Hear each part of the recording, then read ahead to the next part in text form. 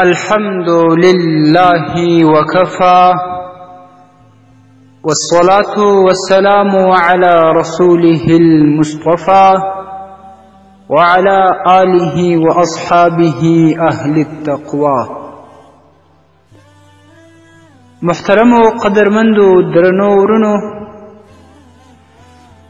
نن به یو څو هغه کسان وپېژنو چې د همیشه لپاره دوی په غم او مصیبت باندې اخته وي، د غم او مصیبت څخه خلاصون نه لري. په المجالسة و جواهر العلم کې او په عیون الاخبار کې په دویم جلد صفحه 14 کې یو روایت راخلي چې په هغه کې شپږ داسې خلک بیان سوي دي چې هغه د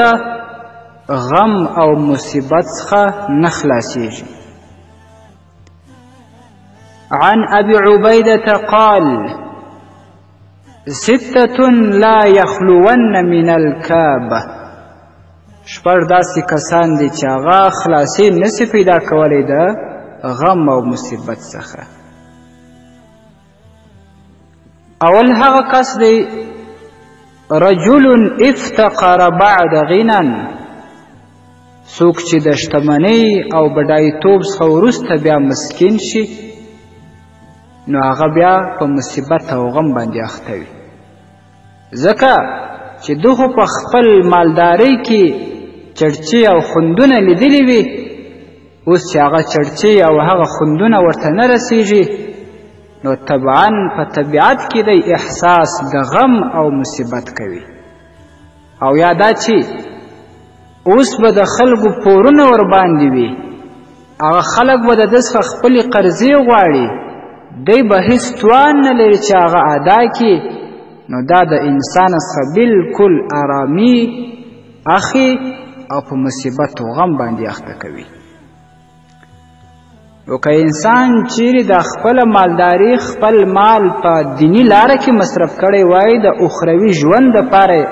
مصرف کړی وای، بیا به پر ده باندې دغه غمونه نه وای. دویم، وغنی یخاف علی ماله التوا. هغه سرمایهدار، هغه شتمن سړی چې د خپل مال پر هلاکت باندې بیریږي، د هغه څخه به ځکه د ارامۍ ژوند اخیستل شوی وي او دی به په مصیبت باندې اخته وي چې دی به هر وخت د ځان او مال لپاره د هلاکت او بربادۍ په فکر کې وي چې رانه برباد نشي، هلاک نشي، چې نور یې ډېرې کمې نشي. او هر وخت به هر ګړی به د ده سره احساس د خطر وي چې څوک یې غلا نه کړي، څوک مې ونه ولي، څوک مې پر خپل مال قتل نه کړي. دا فکر چې د انسان سره وي، د هغه سره په طبیعت کې مصیبت او غم ملګری وي. دریم، وحقود، کینه ساتونکی، د بل مسلمان ورور سره کینه بغض لري. هغه څوک چې د نورو خلکو څخه د انتقام اخیستلو په فکر کوي، خامخا به دی په مصیبت کې اخته کیږي، ځکه چې دی کله انتقام نسی اخیستلی او یا هم بعضې کارونه د ده پر طبیعت باندې برابر نه کیږي، نو دا یې پر اعصابو باندې فشار راولي چې دا د انسان څخه ارامي اخی او په ناارامۍ او مصیبت او غم باندې اخته کوي. څلورم، وحسود، حسد کوونکی د بل مسلمان سره، د نورو خلکو سره حسد کوونکی دا تر ټولو ډیر په عذاب وي، ځکه چې د جانب مقابل یوه کوچنۍ مسکا، یوه کوچنۍ خندا هغه پر ده باندې داسې تاثیر کوي لکه ایټم بم. د کوم چا سره چې دی حسد کوي، تل به دی د هغه ژوند تعقیبوي، د هغه ژوند به ګوري، خپل ژوند، خپل حیات، دا به هر څه ترې پاتې وي، د هغه د ژوند، د هغه د خوشحالیو د ورانولو په فکرونو کې به وي، هغه سوچونه به کوي هغه سوچونه به په سر کې ګرځي لکه لیونی داسې به وي نو تر دې به بیا لوی مصیبت چیرې وي نو کوم مسلمان چې د کینهګرۍ څخه د بغض څخه د حسد څخه ځان وساتي هغه سره به بیا د مصیبت او غم نه وي پنځم وطالب مرتبة لا يبلغها قدره هغه څوک به د همیشه دپاره په غم کې په مصیبت کې اخته وي چې دی د داسې مرتبې د داسې چوکۍ غوښتن کوي چې دی توان نسي لرلی لاس ته یې نسي راتللی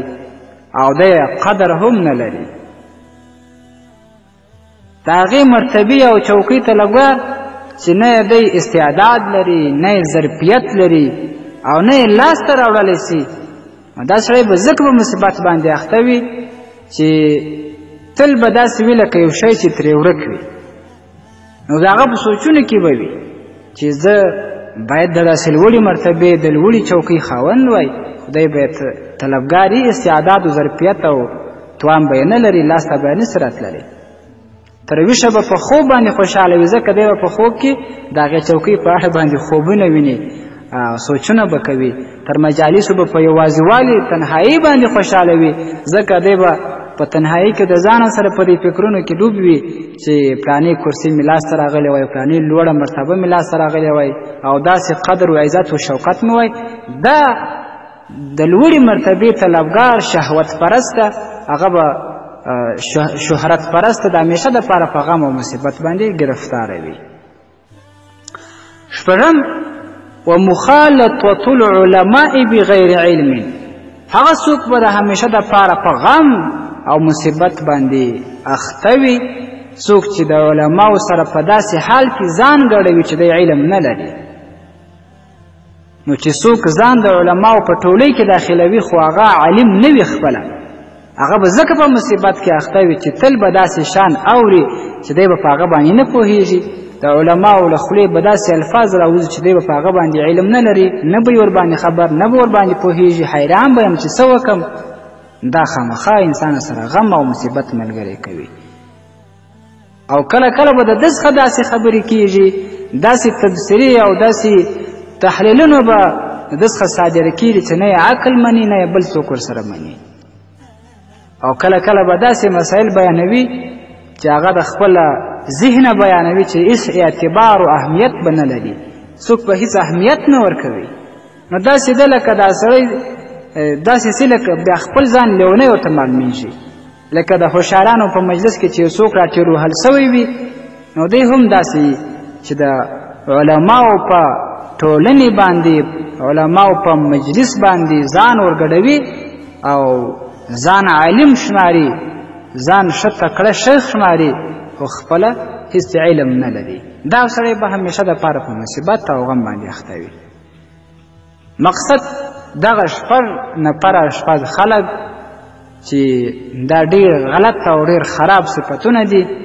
چې کوم څوک دا صفتونه ولري هغه سره به همیشه غم او مصیبت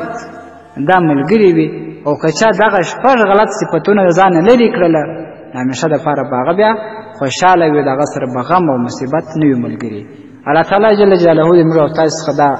صفتونه لرې کړي الله تعالی دې موږ ځینې وساتي الله تعالی دې موږ او تاسو ته داسې لار باندې استقامت نصیب کړي چې د الله رب العزت رضا پکښې وي اخوکم فی الله حکیم الله صابر الحنفي والسلام علیکم ورحمة الله وبرکاته